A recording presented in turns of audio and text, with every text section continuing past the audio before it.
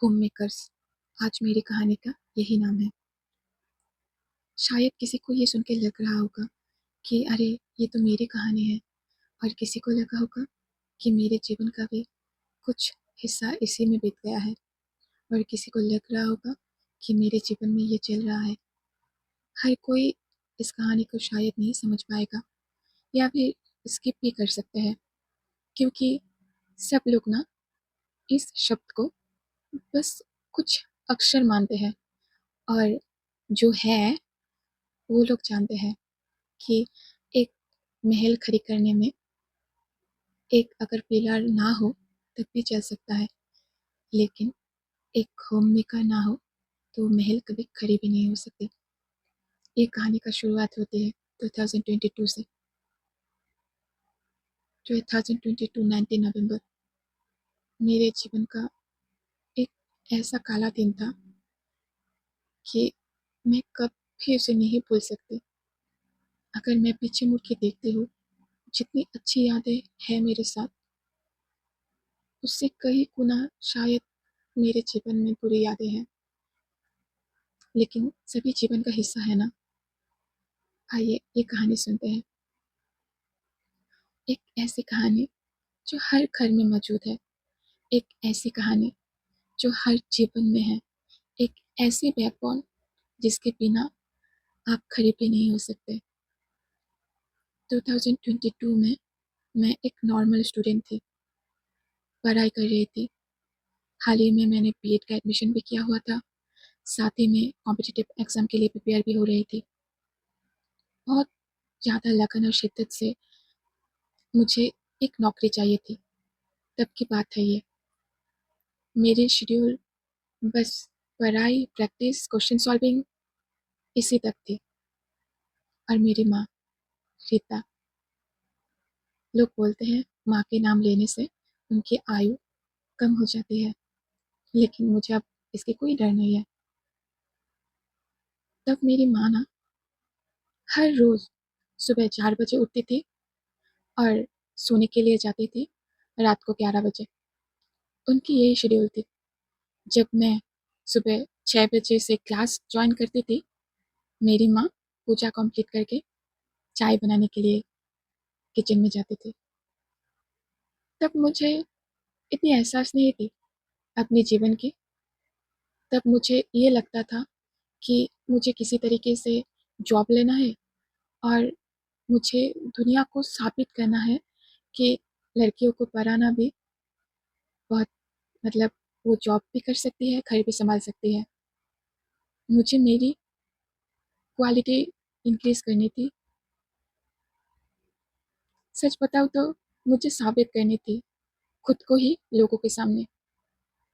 तब मैं ध्यान ही नहीं दे पाई कि एक इंसान सुबह 4 बजे से 11 बजे तक क्या क्या करती है। तब जब भी ऐसे होते थे ना कि रात की रोटी थोड़ी सी पहले बन जाती थी, अगर मेरे खाने के टाइम में ठंडी हो जाती थी, तो मैं गुस्से से बोलती थी, माँ मैं ये ठंडी रोटी खा नहीं पा रही हूँ। और नेक्स्ट दिन वो उसी टाइम में बनाती थी जब मेरे खाने का टाइम होता था। मैं शायद थोड़ी इमोशनल हो जा रही हूँ, क्योंकि कुछ बातें ऐसी होती है ना, आपका दिल खुद ब खुद भर जाते हैं। आप अगर उनसे पीछा छुड़वाने की कोशिश करते हैं ना, तो आपको পয়সাটা দিতে আমাকে না चारों বললো, तरफ से বললো কি जकड़ लेते আমি हैं। ওটাই देखতেছি এখন। বললো কি যে তুমি ই করবা, আমি নাম্বার फिर দিয়ে দিমু, তুমি ऐसे भी ওখানে दिन অ্যাকাউন্ট थी ট্রান্সফার করবা। দিতেছে না, कि আমি ফোন मेरे করতেছি বারবার। स्टडी टेबल में चाय की एक कप आ जाती थी, और मुझे पता भी नहीं चलता था कि मेरे चाय खत्म करने के कितने टाइम बाद वो कप अपने आप ही वहाँ से चले जाती थी। कभी भी मैं अगर मम्मी को बोलती थी कि छोड़ दिया कीजिए, कुछ बर्तन मैं भी धो लूँगी, तो बोलती थी तू पढ़ ले। क्योंकि मेरे जीवन में कुछ बातें ऐसी भी हुई थी। मेरी मम्मी मुझे हमेशा ही ऐसे बोलती थी कि শনি রবি সোম तू মঙ্গল अगर नौकरी कर लेगी ना, 4 দিন হলো আমি। तो ये बातें दोबारा नहीं सुनने को मिलेगा तुझे। हमेशा से मुझे मोटिवेट करती रहती थी। कभी-कभी मेरे टेस्ट में या मॉक में मार्क कम आ जाती थी, उदास रहती थी, तो फटाक से कहती थी, "चिंता मत कर, हो जाएगा, कोशिश करती रह।" फिर कभी मैं कोई फंक्शन, रिलेटिव्स के घर, शादी कुछ भी अटेंड नहीं करती थी, तो हमेशा से खड़ी रहती थी। हर वक़्त मेरी तारीफ़ में एक भी पल अगर मिलती थी उनको मेरी तारीफ़ करने की, कभी वो मौका हाथ से जाने नहीं देती थी।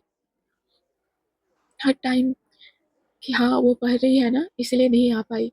कोई भी फंक्शन, कोई भी शादी-ब्याह, ধীরে ধীরে করি, হ্যাঁ? सब में उनका एक्सक्यूज़ रेडी होता था मेरे ना जाने का। ধীরে ধীরে করো, হ্যাঁ। और मैं पता नहीं किसको प्रूव মা करने में কালকে लगी একটু हुई বেশি थी, শরীরটা ভালো লাগতেছে। मेरी काबिलियत। কালকে একটু বেশি উইক ফিল फिर হচ্ছে एक না? दिन मैं বমিটিংটা হচ্ছে एग्ज़ाम না?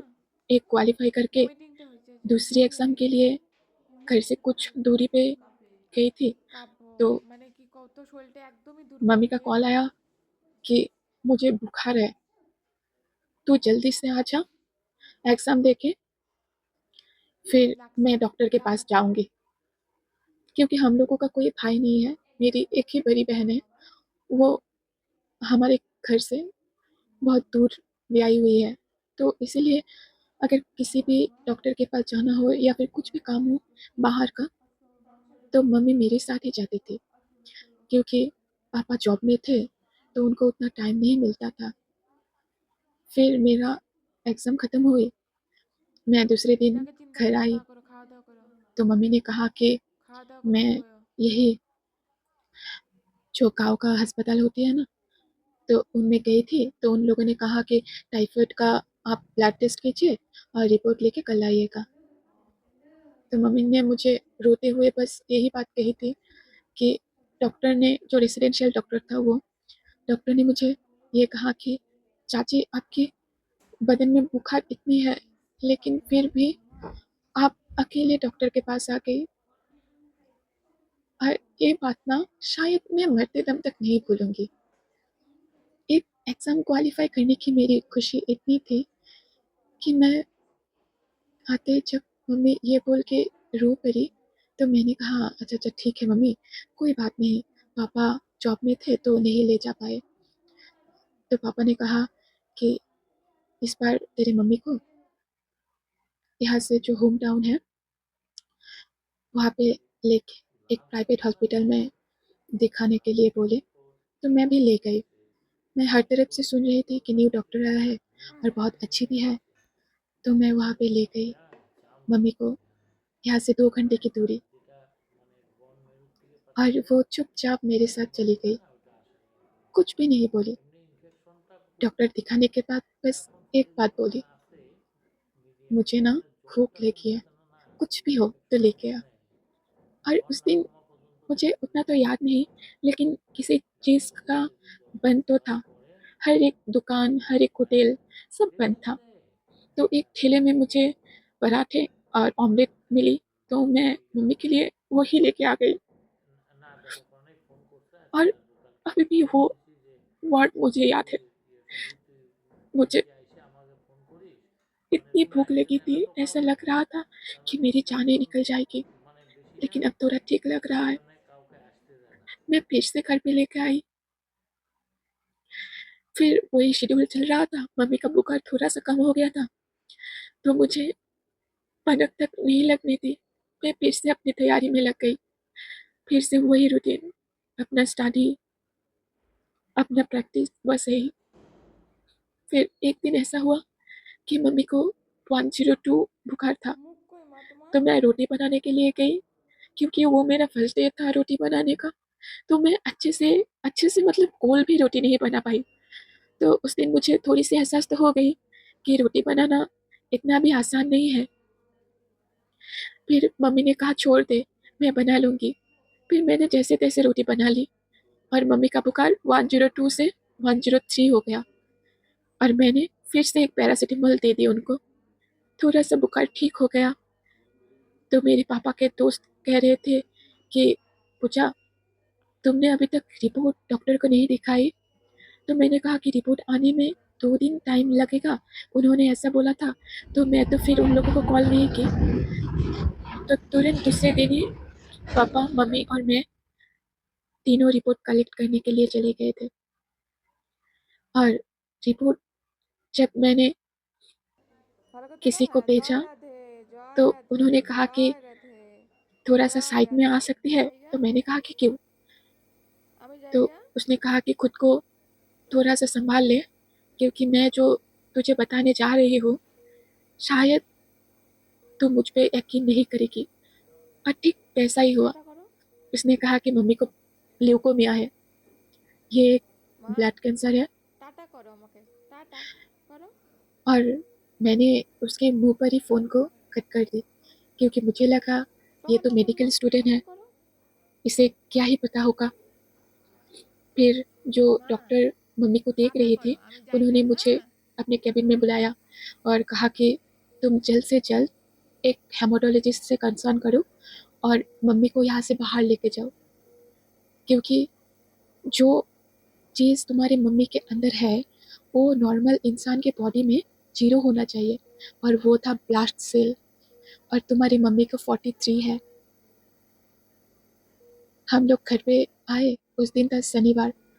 तो सैटरडे को मुझे लगा कि कोई भी बड़ा हॉस्पिटल में हेमाटोलॉजिस्ट तो नहीं मिलेगी, तो क्यों ना सोमवार को जाया जाए। तब भी मम्मी के बदन में बहुत बुखार चढ़ी हुई थी। हम लोग মা खाना भी खाए, मेरी मौसी भी आई हुई মা थी, उन्होंने खाना बना के টাটা रखा हुआ था।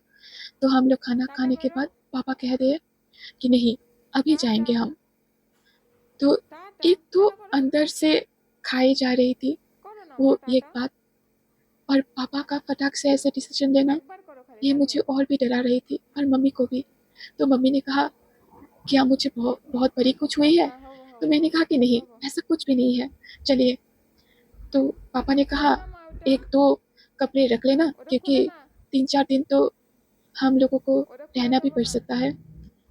तो हम लोग गुवाहाटी के लिए निकल गए, और हमारे जितने भी रिलेटिव्स हैं उन लोगों को कॉल करते हुए कि कौन सी हॉस्पिटल बेस्ट रहेगी मम्मी के लिए। तो सबकी बात सुनकर हमें ये लगा कि गुवाहाटी का जो एक्सेल केयर अपोलो हॉस्पिटल है ये मम्मी के लिए बेस्ट होगी। तो सैटरडे थी उस दिन, और हम लोगों को पहुंचते पहुंचते 9 बज गए थे, और मम्मी तब भी बुखार में थी। और हम लोगों का एडमिशन उधर हो गया था 10:22 को।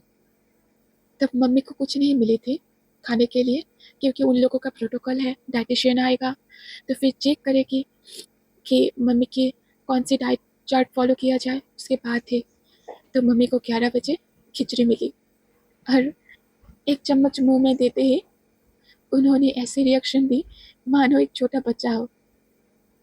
और तब से शुरू हुई मेरी कहानी, मेरे एक स्टूडेंट से होम मेकर बनने की कहानी, और एक होम मेकर को छुट्टी लेने की कहानी, क्योंकि मेरी मम्मी तब छुट्टी पे ही तो थी।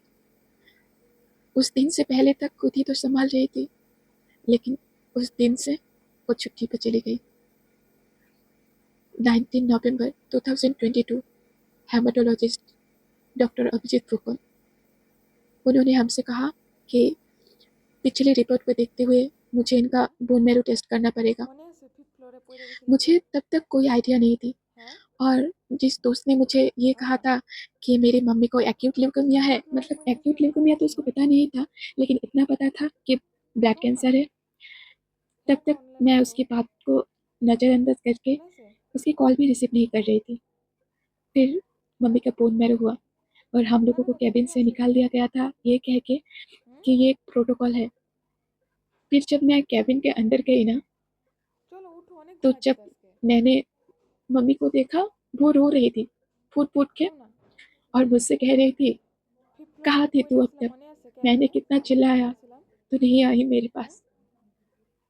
ও মা तो मैंने जब कहा মনে আছে कि बहुत दर्द हुआ मम्मी, तो उसने कहा আছে इससे अच्छा तुम मुझे मार ही তাই देते। না तब भी मुझे তাই না आइडिया नहीं था कि बोन मैरो कैसे किया जाता है, তুমি और যখন उसका বাথরুমে दर्द গেছো আমাকে कितना হাত होता है। দিছিলা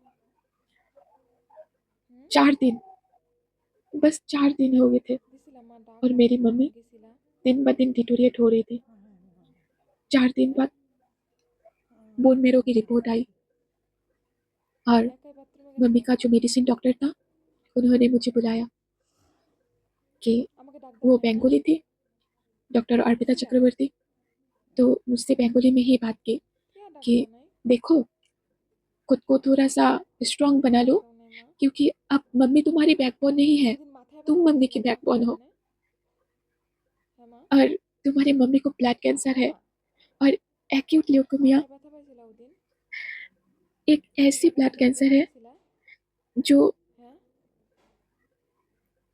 जो मतलब डायरेक्ट তুমি 4th ডাক দিবা स्टेज में ही আমাকে? ले जाती है एक মাথায় पेशेंट ব্যথা को। পাইছিলা কোনোখানে? और इसका सिम्पटम कुछ नहीं होता है, তুমি পুইরা গেলা কেমন बस করে পড়ছো जोरों এটা? का दर्द और बुखार, बहुत तेज হ্যাঁ? बुखार, जो कि मम्मी को हो रखा था। और मुझे পা পিছলে গেছিলা? एकदम से याद है, उस दिन मम्मी का बुखार था 104। নাকি মাথা ঘুরাইছিল? फिर হ্যাঁ? मुझे लगा कि হ্যাঁ? मेरे ऊपर मानो पहाड़ से टूट पड़ी। मैंने লাইফের इस মধ্যে बात को इसलिए नज़रअंदाज कर दी সাপ थी ছিল, क्योंकि एक मेडिकल पढ़ते हुए स्टूडेंट ने मुझे ये कहा था। ওইটা ধরছিলা? जब ये बात एक হ্যাঁ? मेडिसिन डॉक्टर ने कहा और एक हेमाटोलॉजिस्ट ने कहा, ওই যে পেচ্ছাপ টেচ্ছাপ तो করে मैं खुद পা को ধুইছিলা? संभाल नहीं पाई। तो হ্যাঁ? अभिजीत सर ने मुझे यही कहा था পা ধোয়ার পরে कि মাথা तुम ঘুরাইছে নাকি कहीं भी बैठ পেচ্ছাপ के করছো? आधा घंटा रो लो, उसके পিছনে बाद ही मम्मी के पास जाना। और मैंने कहा कि प्लीज सर, मम्मी को यह बात पता ना चले। और मैंने मैम से भी यही रिक्वेस्ट की थी। तो उन्होंने कहा ठीक है, खुद को संभालो। ওর জন্য मेरी आंसू तो मानो रुक ही नहीं रही थी। मुझे মাথায় ব্যথা পাও না তো কোনোখানে? मुझे ये लग रहा था मैं किसको कॉल এই करूं, এই জায়গাগুলো এই किससे शेयर জায়গাগুলো करूं, मैं किससे कहूं, मैं किससे मदद लूं। বা এই काने तो मेरी एक अंकल है, काने मैं এই জায়গা দিয়া ব্যথা उस পাইছিলা? तीनों को कभी अपने लाइफ से হ্যাঁ? सेपरेट नहीं कर पाऊंगी, এই জায়গাগুলো क्योंकि দিয়ে ব্যথা मेरे পাইছিলা? लाइफ का उन तीनों एक ऐसे पिलर है হ্যাঁ? जो मैं कभी नहीं भूल सकती। मेरे মনে নাই? उन दिनों में उन लोगों ने कितना साथ दिया था, সকাল সকাল পড়ছো, হ্যাঁ? आज भी मेरे साथ কি नहीं হইতেছে? छोड़े हैं। ব্যথা পাইছিলা কোনোখানে? मेरे एक मामा, কোমর एक মানে मौसा और ওখানে एक ব্যথা পাইছো? मौसी। হুম? तो मैंने सोचा कि इन तीनों को ही এই যে এই हाथे ব্যথা शायद পাইছিলা, এই मैं हाथे भूल सकती हूँ, ব্যথা পাইছিলা? क्योंकि घर की হ্যাঁ? अगर पापा को এই कहती হাতটা এই तो হাতটায় पापा ব্যথা ऑलरेडी পাইছিলা এই হাতটায়? एक এই पेशेंट्स है, হাতটায়? फिर হ্যাঁ? शायद उनकी बीपी भी हाई हो जाए सुन के, संभाल ना पाए खुद को। হাতে ব্যথা পাইছো? और दी भाई को नहीं बता কোনখানে सकती ব্যথা क्योंकि वो পাইছিলা? टूट जाती। और मम्मी के फैमिली के कोई भी मेंबर को नहीं बता सकती थी, क्योंकि पता नहीं ये হাতটা सुनने ঘুরাইও, के बाद সুই সুই লাগে। वो लोग खुद को টান संभाल पाए या नहीं। शायद मैं ये कहानी फर्स्ट टाइम किसी के साथ शेयर कर रही हूँ। उस दिन का जो मैं थी, शायद वो मैं मेरी लाइफ की सबसे स्ट्रॉन्गेस्ट पूजा थी, सबसे स्ट्रॉन्गेस्ट। क्योंकि उस दिन खुद को संभालना, उसके बाद पापा को कुछ भी पता लगने ना देना, চলো और করে দাও হাই। सबसे इम्पोर्टेंट मेरी मम्मी की ध्यान रखना, ये तीनों আর जो তো मैं कर সবাই पाई, ভালো থাইকো। उसके लिए शायद मैं एक माफी तो डिजर्व करती हूँ मेरी मम्मी से, कि जिन दिनों उनकी देखभाल करने की जरूरत थी, लेकिन मैं पढ़ाई में व्यस्त थी। फिर डॉक्टर ने कहा कि केमोथेरेपी स्टार्ट करनी होगी, नहीं तो मम्मी को बचाना मुश्किल है, क्योंकि उनकी ब्लास्ट सेल ऑलरेडी 1.5 लाख पहुंच गई थी। मतलब तीसरे दिन की रिपोर्ट में उनकी ब्लास्ट सेल 90% हो गई थी। तो मेरी हाथ बंधे हुए थे, मैं कुछ कर नहीं पा रही थी। तो मैंने हर तरफ से कोशिश की कि बेस्ट ट्रीटमेंट उनको मिले। और पापा नहीं जानते थे कि मम्मी को क्या हुआ, लेकिन ये जरूर जानते थे कि कुछ ऐसा हुआ है जिसके ट्रीटमेंट के लिए शायद मुंबई जाना पड़ सकता है। तो मैंने किसी तरीके से मम्मी को आके बनाया कि मम्मी, यहाँ पे जो ट्रीटमेंट है, अगर हम वही ट्रीटमेंट मुंबई में लेंगे तो बहुत जल्दी आप ठीक हो जाएंगे। तो मैंने पूरी जी जान लगा दी हर तरफ से, अपनी पूरी जानकारी लेने की कि कहाँ पे अच्छे से ट्रीटमेंट होगी, कहाँ ले जाना चाहिए, सब कुछ। जब मेरी फ्लाइट भी फिक्स हो गई, मैंने अपनी हेमेटोलॉजिस्ट से, मतलब मम्मी की हेमेटोलॉजिस्ट से बात की कि अब हम इन्हें मुंबई ले जाना चाहते हैं, क्योंकि तब तक मेरी जानकारी ये थी, अगर कोई पेशेंट की केमोथेरेपी स्टार्ट हो जाती है, मतलब एक टाइम तक उनकी केमोथेरेपी चलती है, उसके बाद कुछ दिनों के लिए बंद होती है और उसे इंडक्शन पीरियड कहा जाता है। तो अगर किसी भी जगह पे केमोथेरेपी स्टार्ट हुई है और इंडक्शन पीरियड में आप किसी दूसरी जगह पे ले जाते हैं ट्रीटमेंट के लिए, तो कोई ट्रीटमेंट नहीं करते हैं वो लोग, क्योंकि वो इंडक्शन पीरियड है, इसीलिए। तो मैंने मम्मी के हेमाटोलॉजिस्ट से बात की कि मैं केमोथेरेपी की स्टार्टिंग मुंबई में करनी चाहती हूँ, तो इसके लिए मुझे यहाँ से डिस्चार्ज चाहिए। तो उन्होंने कहा कोई बात नहीं, तुम जितना जल्दी हो सके उनके ट्रीटमेंट की शुरुआत कर दो, क्योंकि अगर तुम लोग डिले करोगे इनकी तबीयत बहुत ख़राब होती जाएगी। और अगर तुम लोग ये डिसाइड करो कि गुवाहाटी में ही इनका केमोथेरेपी स्टार्ट करना है, मतलब उनके अंडर में, तो उस दिन भी सैटरडे था, तो मुझे कॉल कर लेना, क्योंकि अगर ये केमोथेरेपी नहीं स्टार्ट होगी तो मैं संडे और मंडे नहीं रहूँगा। तो मैंने मम्मी को आकर बहुत बहुत मतलब, और उन्होंने कहा कि अगर तुम मम्मी को मुंबई ले जाना चाहते हो तो एक फिट टू फ्लाई सर्टिफिकेट लगेगा, तो मैं सब कुछ रेडी करके रख दूंगी। तो उसके बाद मम्मी को देखने के लिए कैबिन में गया डॉक्टर, और मम्मी को देखकर बाहर आके मुझे ये कहा गया कि इम्पॉसिबल, ये पेशेंट को मैं फिट टू फ्लाई सर्टिफिकेट नहीं दे सकती, और अगर आप लोग ले जाना चाहते हैं, मैं फिट टू फ्लाई सर्टिफिकेट तभी दूंगा अगर आप लोग एयर एम्बुलेंस बुक करते हैं तो। मुझे तब कुछ आइडिया भी नहीं था कि एयर एम्बुलेंस होता क्या है। तो मेरी जो मौसी का बेटा था, तो उसने सब कुछ ऑलमोस्ट अरेंज कर ही लिया था, और तब मुझे लगा कि नहीं, अभी पापा को बताना बहुत ज़रूरी हो गया था, क्योंकि बहुत सारे पैसों का सवाल था। तो मैंने पापा से कही कि पापा, मम्मी को कभी पता लगने मत दीजिएगा, मम्मी को ब्लड कैंसर है और उन्हें एक्यूट ल्यूकेमिया हुई है। डॉक्टर के हिसाब से इसका कोई स्टेज नहीं होता, डायरेक्ट फोर्थ स्टेज होता है, और विद इन 15 डेज अगर इसकी ट्रीटमेंट शुरू नहीं होती है तो पेशेंट कोलैप्स कर जाते हैं, और किसी को पता भी नहीं चलता, क्योंकि बुखार ही तो होते हैं ना, और कुछ सिम्टम्स नहीं है। तो जो डॉक्टर मुझसे कहे थे ना, सेम चीज़ मैंने पापा को भी कही कि आप कहीं भी आधा घंटा बैठ के रो लीजिए, लेकिन मम्मी के सामने एक बूंद भी आंसू नहीं देखना चाहिए। ऐसे टोलते मटोलते खुद को संभाल के फिर पापा कैबिन में बैठे हुए तो थे, लेकिन मम्मी होश में नहीं थी, क्योंकि उनको 105 फीवर थी। और जब मैंने इस तरीके से मम्मी को कहा कि मम्मी, हमें जाना है और आप व्हील चेयर में ही जाएंगे, क्योंकि तब तक मम्मी के पैर काम करना बंद हो गई थी। तो उन्होंने कहा व्हील चेयर में क्यों? तो मैंने कहा क्योंकि आप बहुत वीक है ना, इसीलिए आपको व्हील चेयर में लेके जाएंगे। तो उन्होंने कहा कि मुझे क्या बहुत बड़ी बीमारी हुई है? तो मैंने कहा नहीं, बहुत बड़ी नहीं, लेकिन वहां पे जल्दी ठीक हो जाओगे ना, और आपको मेरे लिए ठीक होना है, पापा के लिए ठीक होना है, दी भाई के लिए ठीक होना है। एक बार भी कुछ नहीं सोचा उन्होंने, बस यही बातें कह दी है, আমি চাইতে পারবো, मतलब ठीक है, मैं चलूंगी। तो मैंने नर्स से कहा कि इनका जो सलाइन है आप चेंज कर दीजिए, क्योंकि वो खत्म हो गया, क्योंकि उनका 3 या 4 मेडिसिन चल रहे थे तब। फिर जब नर्स आई चेंज करने के लिए, तो मम्मी मेरी तरफ देख के बस यही बोली, बेटा, मैं शायद नहीं जा पाऊंगी, मे, मेरे अंदर वो शक्ति ही नहीं है कि मैं कहीं भी चल सकूं, मैं टूट गई। मैं समझ नहीं पा रही थी कि बहुत कोशिशों के बाद हमें यार एम्बुलेंस मिली थी, अब क्या होगा, कैसे ले जाऊंगी मम्मी को। लेकिन मम्मी उसकी बात, एक भी बात नहीं कही। फिर हमने डॉक्टर से, उस उस दिन भी संडे था, उस दिन टाइम हो रहा था ऑलमोस्ट 10। मैं दौड़ते भागते ओपीडी में गई, और तब तक कोई भी डॉक्टर नहीं होते हैं।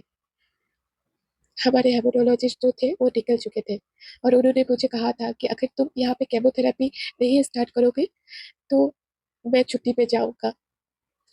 तो मैंने कहीं से भी उनका नंबर लिया, कॉल की, और मैंने कहा सर मैं यहीं पे मम्मी की ट्रीटमेंट स्टार्ट करना चाहती हूँ। तो उन्होंने कहा कि तुम्हारे पास दो ऑप्शन है, एक 24/7 केमो और एक स्मॉल डोज केमो।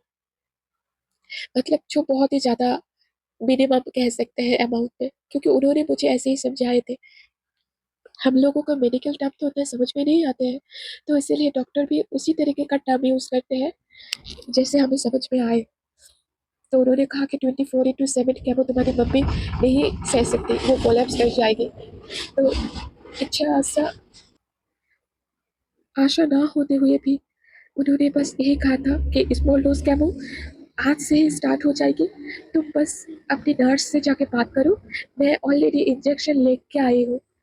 तो मैं भागी भागी आई, आके मेरी जो मौसी का बेटा दादा था वो और मैं आके नर्स से बात की, और उन्होंने कहा इसके लिए तुम्हें बॉन्ड पेपर पे सिग्नेचर करना होगा, क्योंकि मम्मी की तबीयत बहुत ही ज़्यादा खराब थी, और कोई भी केमो डोज लेने से पहले किसी भी पेशेंट के जो अटेंडेंट्स होते हैं, कोई भी अटेंडेंट को सिग्नेचर तो करना ही पड़ता। तो पापा उस हालत में नहीं थे, क्योंकि उसको उनको एक दिन पहले ही इसके बारे में पता चला। तो मैंने कहा कि ठीक है मैं ही साइन करूँगी, और उस दिन मेरे लाइफ का वो फर्स्ट बहुत साइन था, और बस मैंने भगवान का नाम लेते हुए साइन कर दिया। फिर मैंने ये जिद की कि मुझे डॉक्टर से ही केमो देना है, क्योंकि मुझे इसके बारे में कुछ आइडिया नहीं था। तो डॉक्टर ने फिर से हम लोगों के साथ कांटेक्ट किया, और उन्होंने कहा कि जो नर्स आपके पेशेंट को केमो देगी वो ऑलरेडी ट्रेन है, आपको चिंता करने की कोई ज़रूरत नहीं है। अगर आप लोग डिले करेंगे तो उनको एक डोज मिलने में फिर से डिले हो जाएगा, तो प्लीज़ ऐसा मत कीजिए। तो मैंने कहा ठीक है।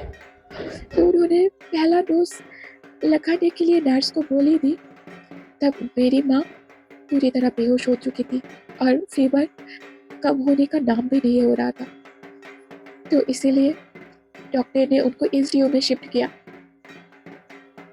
और मुझे याद है उस दिन जिस मंडे को हम लोग मुंबई जाने वाले थे, ठीक उसी दिन से मम्मी का केमो स्टार्ट हुआ था। 24 नवंबर मम्मी का फर्स्ट केमो डोज था, और 4 केमो होने के बाद वो लोग 7 डेज का लीव देते हैं, उसके बाद फिर 3 लगाते हैं, क्योंकि वो एजेसाइटाडाइन था, बहुत ही स्मॉल डोज केमो होता है। तो 4 दिन मम्मी एसडीओ में ही कटा दी, मैं भी उनके साथ दौड़ती भागती। लेकिन तब मम्मी थोड़ी सी इम्प्रूवमेंट के तरफ चल रही थी, और मुझे थोड़ी सी विश्वास आ रहा था कि हाँ मम्मी ठीक हो जाएगी, और ऐसा हो भी रही था। फिर एक दिन मम्मी मुझसे कह रही थी कि थोड़ा सा खिड़की के पास लेके जाना, तो उनका ड्रेस चेंज हो गया था सुबह सुबह। मैं उनके बाल ठीक करके सिंदूर लगा के फिर उनको खिड़की के पास लेके गए। फिर तभी मेरे जो बड़े मामा हैं, मतलब उन तीनों का, मेरी मौसी, मेरे मामा, 2 मामा, उन लोगों को तब मेरे जीजा जी ने बताया कि मम्मी को ब्लड कैंसर है, और उनको फिर से हम मुंबई ले जाने के लिए रेडी हो रहे थे, क्योंकि 4 दिन के बाद जब इंडक्शन पीरियड था, तो मुझे ऐसा लग रहा था कि एक बार चेकअप करवाना ज़रूरी है। और मेरे पापा कोई डिसीजन नहीं ले रहे थे, मेरे पापा सब कुछ मेरे ऊपर छोड़ दिए कि तू जो ठीक लगे बस वो कर, बस जितना जल्दी हो सके मम्मी को ठीक कर। तो मेरे जीजाजी भी आए हुए थे, वो भी एक सैटरडे नाइट था। मेरे मामा आए, फिर उन्होंने जब पहली बार अपनी छोटी बहन को व्हीलचेयर पे देखे ना, तो पूरी तरह से टूट गए। फिर सब लोग नीचे गए कैंटीन में, क्योंकि एसडीएम सेकंड फ्लोर पे था, तो मम्मी के पास पापा थे और मैं नीचे गई थी। तो अचानक मुझे कॉल आता है कि तुझे डॉक्टर बुला रहे हैं, प्लीज़ जल्दी से आ जा। तो मैं जल्दी से भागते-भागते चली गई और उस दिन डॉक्टर ने कहा कि हम सोमवार को रिलीज़ कर देंगे, आप इसके बाद मुंबई ले जाना चाहें तो ले जा सकते हैं। तो मेरे लिए ना वो दिन अचीवमेंट का कुछ काम नहीं था। अ, उन 1 हफ्ते में मैंने ठीक तरीके से खाना भी नहीं खाई थी, लेकिन उस दिन मैंने पापा से कहा कि क्योंकि मुझे केक बहुत पसंद है, तो मैंने पापा से कहा कि पापा एक केक मिल सकती है? तो मैं भी कितनी बुड़बक थी कि केक बोल रही थी। तो मैंने वहीं से कैंटीन से एक पेस्ट्री खरीदी और उसी को खाया। इस चीज़ को सोचते हुए कि मेरी मम्मी ठीक हो रही है, तो एक छोटा-सा सेलिब्रेशन। तो मम्मी को उस दिन फिर एसडीओ से वार्ड में शिफ्ट कर दिया गया और कहा गया कि अच्छे से ध्यान रखना, इम्प्रूवमेंट बहुत अच्छी है और ब्लास्ट भी अब 0 है, तो टेंशन की कोई बात नहीं है। तो मैं शायद कहते हैं ना कि कोई भी सुकून की नींद जो होती है, वो थी। मैं सुकून की नींद सोई हुई थी और अचानक से मेरे कान में एक आवाज़ आती है, "मोना।" मैं गिर गई। मुझे वो आवाज़ सुनाई देते ना, मैं इस तरीके से भागा कि मानो कहाँ से आवाज़ आ रही है। माँ बोल रही थी कि वो गिर गई है। मैं सोच रही थी कहाँ है, कहाँ है, कहाँ है? फिर उन्होंने कहा मैं बाथरूम में हूँ। हर टाइम जो इंसान बाथरूम तो क्या, पानी पीने से भी पहले मुझसे पूछ लेते थे, मुझे बिना बताए कुछ नहीं करते थे। उस दिन उन्होंने मुझे बिना बुलाए अकेले ही बाथरूम चले गए और उस दिन था मेरे लाइफ का सेकंड मोस्ट झटका, क्योंकि मैं किसी तरीके से उठा के मम्मी को लेके तो आ गई, लेकिन वो बहुत ड्राउज़ी थी, मतलब नींद में थी। सुबह के 10 बज चुके थे। उनको खाने में बस ओट्स पॉलिश ही अच्छा लगता था और वो आज ओट्स पॉलिश भी नहीं खा रही थी। उस दिन भी संडे था और हम लोग मंडे की फ्लाइट बुक कर चुके थे और डॉक्टर आके बस ये चेक किया कि सारी फॉर्मेलिटी ठीक हुई या नहीं। तो मैं जब रूम से निकली, मतलब केबिन से, तो डॉक्टर ने मुझसे यही कहा था, "ओह वाह! কি হল? ভালো আছেন पेशेंट?" मतलब हाँ बोलो, कैसी है तुम्हारी माँ अभी? तो मैंने कहा कि सर, मेरी माँ ना बहुत ड्राउज़ी है, बहुत टाइम से। सुबह से उन्होंने कुछ नहीं खाया। जो इंसान सुबह 6 बजे में ही उनको लाल चाय मतलब रेड टी की डिमांड होती थी, वो आज रेड टी तो क्या, मॉर्निंग ब्रेकफ़ास्ट भी नहीं किए। तो पता नहीं उन्होंने क्या सोचा, दौड़ते-भागते मम्मी के केबिन में आए और उन्होंने फटाक से देखते ही कह दिया कि आईसीयू शिफ्ट करो। मुझे कुछ समझ में नहीं आ रहा था कि क्या हुआ, कुछ भी नहीं। उन्होंने बाद में मुझे बुला के बोला कि तुम्हारी मम्मी को ब्रेन हैमरेज हुआ है, तो वो अब कोमा में है। मैं ये शॉक ले नहीं पा रही थी और उस दिन संडे था। मैं आईसीयू बेड में देखने के लिए जब पहुंची, तब वो रेजिडेंशियल डॉक्टर ने कहा कि इस पेशेंट को तुम लोग क्यों लेके आए हो, यहाँ पे बहुत खर्चा है, इनका बचने का चांस 1% है, 99% गारंटी ये नहीं बचेंगे। मुझे कुछ समझ में नहीं आ रहा था, सच बोलूं तो मैं पूरी सुन पड़ी थी, लेकिन पता नहीं अंदर से एक आवाज़ तो थी कि मम्मी ठीक होगी। और बस उस टाइम से ना मैंने क्या नहीं पढ़ा, नमाज, महामृत्युंजय मंत्र, जो श्री कृष्ण प्रणाम होते हैं, नृसिंहदेव की जो मंत्र होती है, हनुमान चालीसा, गीता, सब कुछ मम्मी के सामने पढ़ना स्टार्ट कर दिया। और मेरी भांजी की तब एग्जाम थी, इसीलिए दीवाई नहीं आ पा रही थी और मुझसे ज़्यादा तो बेचारी वो शॉक में थी, जो लास्ट नाइट मम्मी से वीडियो कॉल में इतने अच्छे से बात कर रही थी, अगली ही सुबह वो आईसीयू बेड में कोमा में थी। लेकिन वीडियो कॉल करते हुए जब डॉक्टर ने ये कहा था ना मुझे कि इनकी बचने की चांसेस बिल्कुल नहीं है, अब कोई मिराकल ही है जो इन्हें बचा सकता है। फिर उन लोगों ने मुझे सब कुछ अलाउ किया, वीडियो कॉल, देर तक रुकना, सब कुछ, क्योंकि पेशेंट की हालत बहुत ज्यादा खराब थी। और तब तक वेंटिलेटर के लिए मुझसे मॉन्सिन भी ले चुके थे।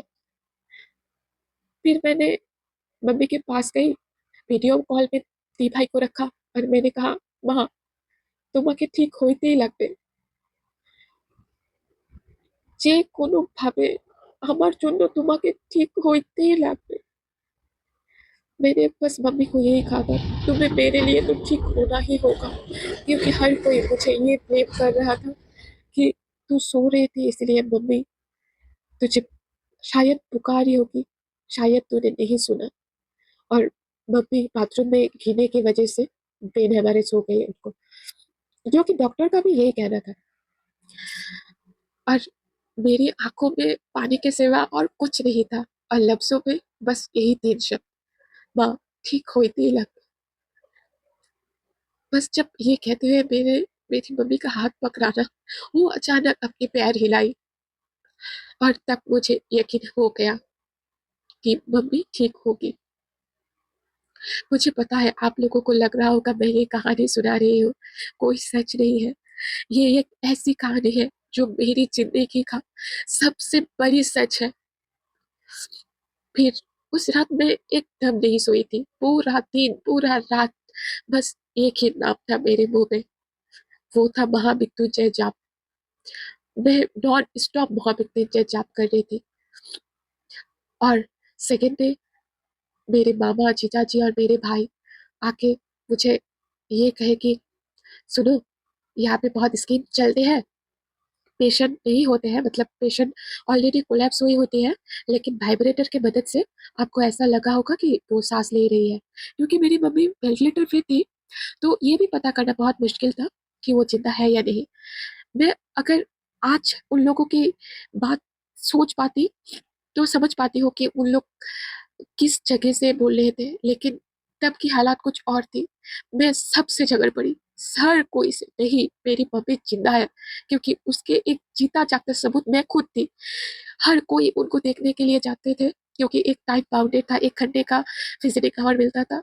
मम्मी कुछ नहीं करती थी, लेकिन जब मैं जाती थी, पता नहीं क्यों मम्मी कुछ ना कुछ तो हरकत करती थी, पैर हिलाना, फटाक से हाथ पकड़ लेना। ये शायद थर्ड डे था आईसीयू में मम्मी का, मुझे उतना याद नहीं है, थर्ड या फोर्थ डे होगा। विजिटिंग आवर में जैसे कि मुझे मम्मी हमेशा से गीता पढ़ती थी, हरि नाम जपती थी, तो मेरे मेरे दिमाग में और कुछ नहीं था तब, बस यही था कि जो मम्मी भगवान का नाम लेती थी, किसी तरीके से मैं उनका हाथ पकड़ के वो नाम जप सकूं। तो मुझे बहुत टाइम लगता था, इसीलिए पापा मामा भाई जीजा सब लोग पहले देख के आ जाते थे, बस 2 मिनट 2 मिनट रुक के, और मैं उनके पास आधा घंटा रहती थी। और उनके सामने जो जो भगवान मेरे सामने आ रहे थे, मैं सबकी स्तुति कर रही थी। और मैं उन दिनों नमाज भी पढ़ रही थी, क्योंकि मेरे पापा का एक मुस्लिम दोस्त है, उनकी वाइफ से मैंने सुनी थी कि नमाज में इतनी शक्ति तो होती है कि एक मरे हुए को भी जिंदा करती है। तो मेरे एक दोस्त ने वो मुझे टीजी पे लिख के दिया था, और मुझे याद है उसने वॉइस रिकॉर्ड भी भेजा था मुझे, और मैं वो भी करती थी, क्योंकि मैं डेस्परेट हो चुकी थी मम्मी को ठीक होते हुए देखने के लिए। क्योंकि जो इंसान 4 दिन पहले मुझसे अच्छे से बात कर रही थी, आज वो बेटे में बेजान इंसान की तरह लेटी हुई थी। तो इसलिए मैं सब कुछ करती थी, हरि नाम, फिर महामृत्युंजय जाप, हनुमान चालीसा, ऋषिकेश की स्तुति, नमाज, सब कुछ, गीता चालीसा, गीता पाठ, भागवत, सब कुछ। और इसकी रिजल्ट मुझे 5th डे को मिली, जब पहले मामा माँ को देख के आके मुझे मेरी तरफ देख के उन्होंने रोते हुए ये कहा था कि तू ठीक है, तेरी माँ अभी भी है। और उन्होंने रीता को वेंटिलेटर से निकाल दिया है। उस दिन मुझे सच में नमाज, महामृत्युंजय जाप, हनुमान चालीसा, गीता पाठ, हरि नाम, सबकी पावर समझ में आ रही थी। कि कुछ तो बात है। अगर तुम विश्वास से भगवान को पुकारो ना, तो सही में भगवान भी तुम्हारे झोली में वो भीख में दे देते हैं। और मेरे पापा ना माँ काली को बहुत मानते हैं, क्योंकि हमारे घर में माँ काली की मूर्ति है। तो मेरे पापा सुबह नहा के उनके सामने हाथ फैला के भीख मांगी थी, और वो दिन भी मुझे आज भी याद है। वो माँ काली से बोल रहे थे, माँ मैं रीता के बिना नहीं जी सकती, मुझे रीता वापस कर दे। और उसके अगले दिन माँ वेंटिलेटर से निकल चुकी थी, और धीरे धीरे उनकी इम्प्रूवमेंट शुरू हुई थी। लेकिन मुझे डर था तो सिर्फ ब्लड सेल का, उनकी कैंसर सेल का, कि अब मर ना गया हो। तो डॉक्टर ने मुझे ये कहा कि इट्स सच ए मिरेकल, तुम्हारी मम्मी का ब्लड सेल नहीं है।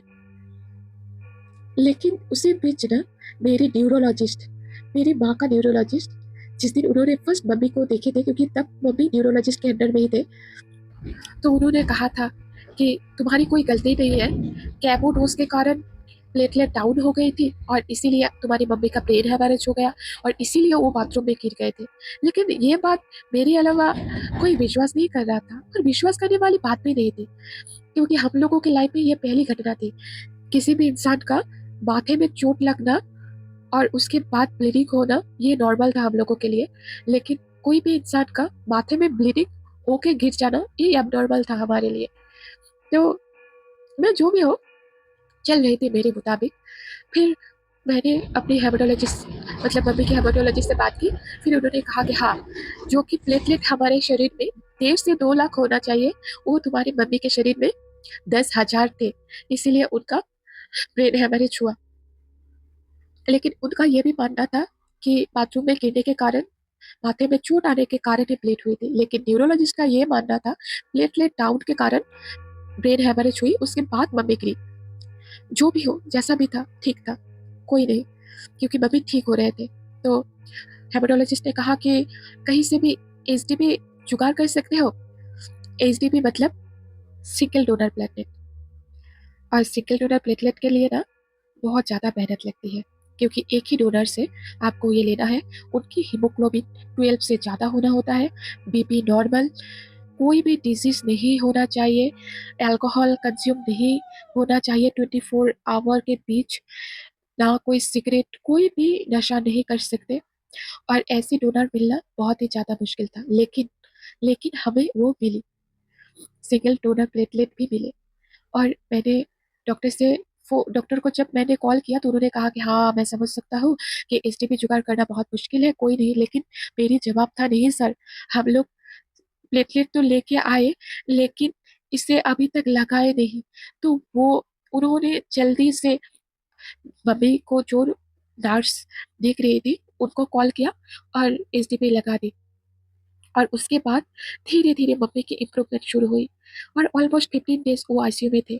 तब तब सब मैनेजमेंट और डॉक्टर्स हम लोगों के साथ बैठे और कहा कि देखिए, आप लोग इस तरीके से पेशेंट को रख रहे हैं, इनका इम्प्रूवमेंट तो उतना देख नहीं रहे हैं, और पता भी नहीं चल रहा है कि कब तक टाइम लगेगा, क्योंकि इस तरीके के कोमा जाए हुए पेशेंट को ना कभी कभी ये लोग 2 दिन में भी वापस आते हैं, और कभी कभी 1 महीना, 2 महीना, 1 साल, 1.5 साल।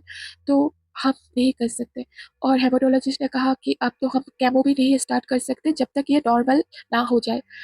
तब तक जो पिछले 4 डोज उनको मिली थी, उसका इफेक्ट तो दिख रहा था। तो फिर पापा और मैं डरे रहे कि नहीं, हमें हॉस्पिटल में ही रहना है, क्योंकि बिल भी बहुत ज़्यादा आ रहा था, क्योंकि हम मिडिल क्लास फैमिली है। इतना मतलब एफोर्ड करना हमारे लिए मुश्किल था, लेकिन किसी भी तरीके से हम कर रहे थे। तो फिर एक टाइम के लिए मुझे ये लगा भी कि शायद ऐसा ना हो जाए, क्योंकि डॉक्टर भी मुझे बहुत समझाया कि ऐसा ना हो जाए कि तुम फर्दर ट्रीटमेंट ही ना कर पाओ। तो इससे अच्छा तो तुम कोई गवर्नमेंट हॉस्पिटल या फिर जो मेडिसिन इनको चल रही है, उसको तुम घर में भी कंटिन्यू कर सकते हो, एक नर्स रख के। तो मैं पापा से बात की, बहुत बहुत, सब सबसे पूछ के, सबसे बात करके, मामा मौसा जी, सबसे बात करके, फिर मैंने और पापा ने यही डिसीजन लिया, नहीं, हम तो मम्मी को यहीं पर रखोगे। फिर दूसरे दिन मम्मी को होश आई, मम्मी ने आँख खोला। उससे पहले दिन तक ना जब मैं कहती थी, माँ मेरा हाथ पकड़ लो ना, वो पकड़ लेती थी। इतना होश उन्हें आ चुकी थी।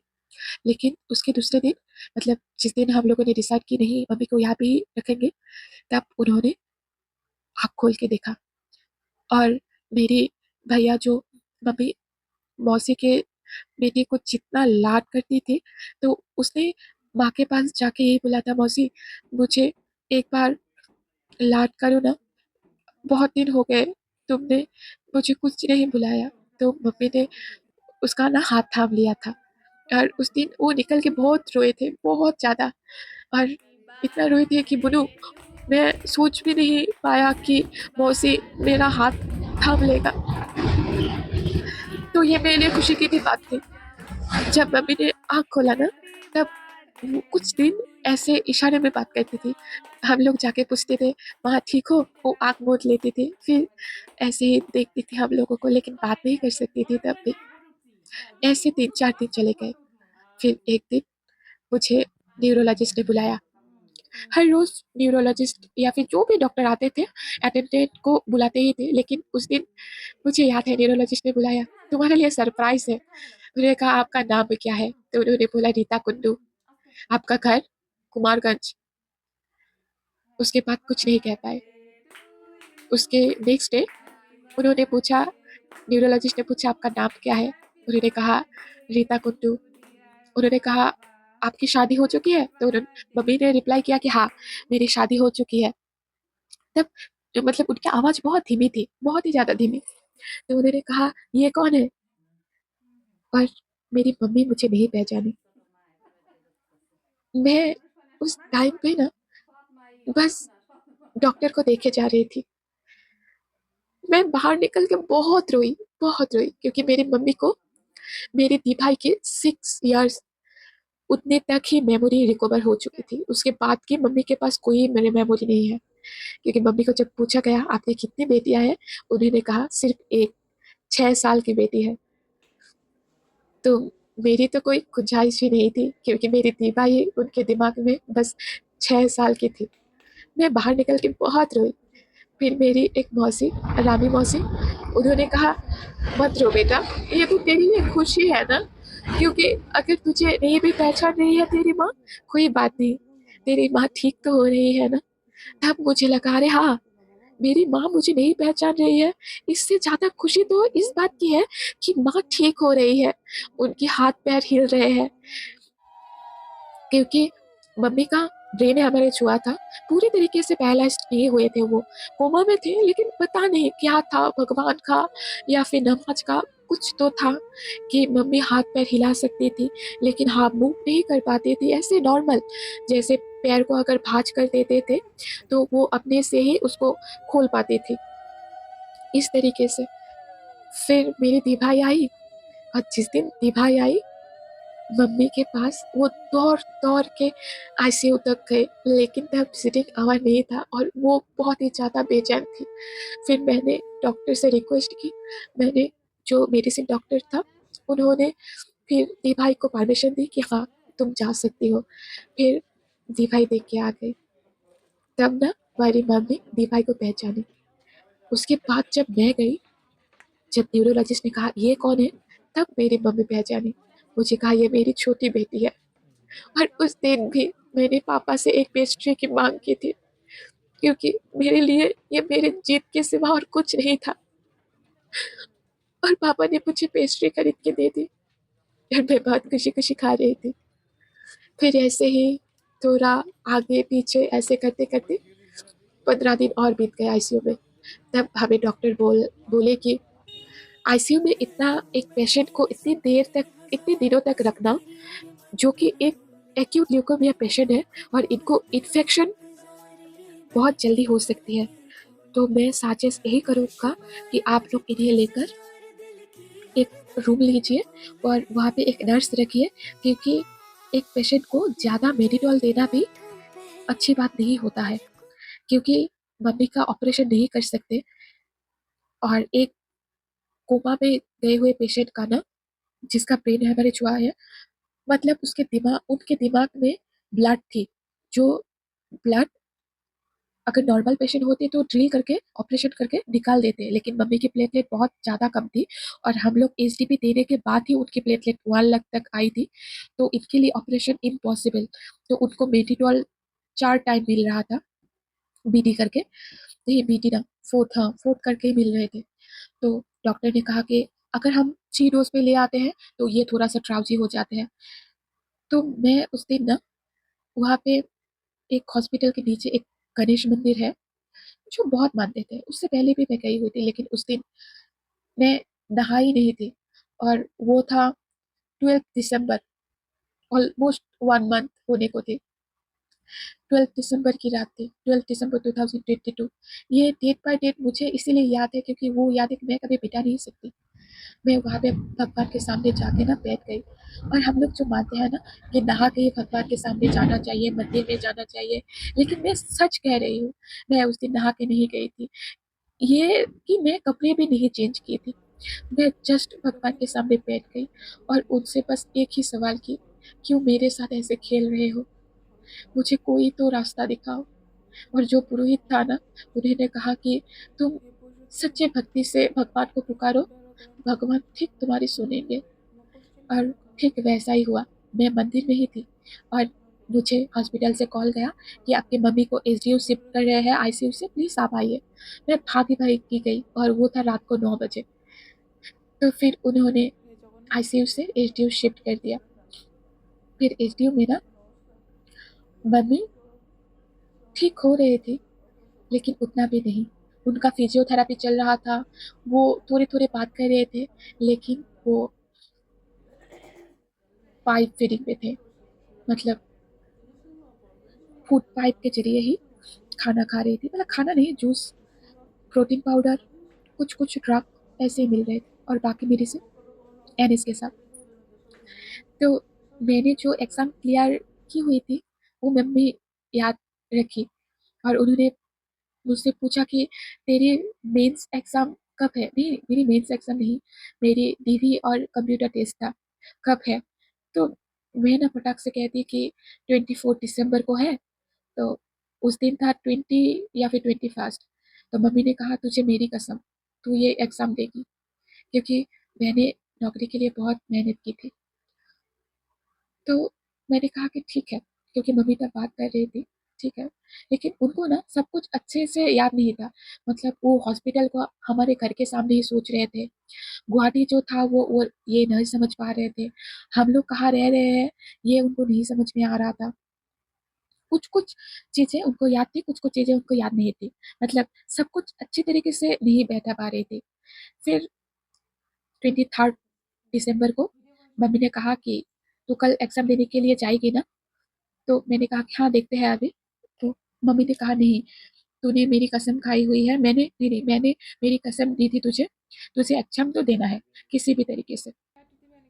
तो मैंने कोई भी कुछ नहीं किया था। तो उस दिन 23 को मैंने कहा कि एक दोस्त से मेरा एडमिट कार्ड, नहीं मेरे एक दादा को कहे कि मेरा एडमिट कार्ड डाउनलोड करके दे सकते हैं, तो उन्होंने डाउनलोड करके भेज दिया। और 24 को मेरे 8 बजे से एग्जाम थी, 8 AM से। तो मैं नहा धो के फिर मुझे लगा कि मम्मी से एक बार मीट करके चली जाती हूँ, क्योंकि विजिटिंग आवर 8 AM से शुरू होती है। तो 6 AM को तो मुझे अंदर जाने भी नहीं दे रहे थे, लेकिन बहुत दिनों से पहचान हो गई थी मैनेजमेंट से। तो उन लोगों ने फिर डॉक्टर से बात की, डॉक्टर ने कहा कि हाँ ठीक है। कि जब मैं अंदर गई ना तो मैं पूरी शॉक थी, क्योंकि मम्मी को वो लोग बांध के रखे हुए थे। ऑलरेडी मेरी मम्मी प्लेन हेमरेज पेशेंट थी, अगर किसी तरीके में से दूसरी बार अगर गिर जाती तो ये उनके लिए बहुत ही ज़्यादा खराब होता। तो जो नर्स उनकी देखभाल कर रहे थे उन्होंने कहा तेरी मम्मी कल रात पूरी रात नहीं सोई, बस एक ही रट लगाई है, मेरी बेटी आज एग्जाम देने जाएगी, मुझे काली मंदिर जाना है, मुझे काली मंदिर जाना है। क्योंकि वो समझ रही थी हम लोग घर में ही है और घर में ही इतना अच्छा बेड में उनको ट्रीटमेंट कर रहे हैं। तो मैंने मम्मी से कहा कि मम्मी आप ऐसा मत कीजिए, अगर आप गिर जाती है तो मैं एग्जाम देने के लिए नहीं जाऊंगी। तो उन्होंने कहा तू समझ क्यों नहीं रही है, मुझे काली मंदिर में जाना है, तुझे वहां से फूल लेके आके देना है, तेरी एग्जाम अच्छी होगी। क्योंकि मम्मी ये सब में बहुत बिलीव करती थी, मम्मी भगवान को बहुत मानती थी। तो किसी तरीके से नर्स ने मुझे ये कहा कि तुम किसी तरीके से यहाँ से हट जाओ, नहीं तो तुम्हारी मम्मी और ज़्यादा डेस्परेट हो जाएगी नीचे उतरने के लिए। उन्होंने मुझसे बहुत जिद की कि मुझे खोल देने के लिए, बोल बहुत रो रही थी, तो मैंने नर्स से कहा कि प्लीज़ इन्हें खोल दीजिए। तो उन्होंने जब खोल दिया ना मम्मी को, तो वो फटाक से पैर ऐसे नीचे बेड के नीचे करके बोल रही थी, मुझे जाना है, क्योंकि वो तब तक अपने पैरों में खड़ा भी नहीं हो सकते थे। अगर उनको लग रहा था कि मैं खड़ा हो सकती हूँ, अगर वो किसी भी तरीके से अगर खड़ा हो जाते ना, तो फिर से गिर जाते और फिर से कुछ ना कुछ अघटन तो घट ही जाती। तो मैंने खुद नर्स से कहा कि इसे बांध के रखिए, और मम्मी ने कहा कि तेरा हाथ दे। मैंने अपने हाथ दिया और उसमें ना मम्मी ने बहुत जोरों से बाइट ली, इतना जोरों से बाइट ली ना कि मेरे हाथ पे उनकी दांतों के निशान थे। क्यों करी थी? मैंने जब पूछा ना, उन्होंने कहा तो मुझे घर पे लेके नहीं जाएगा क्या?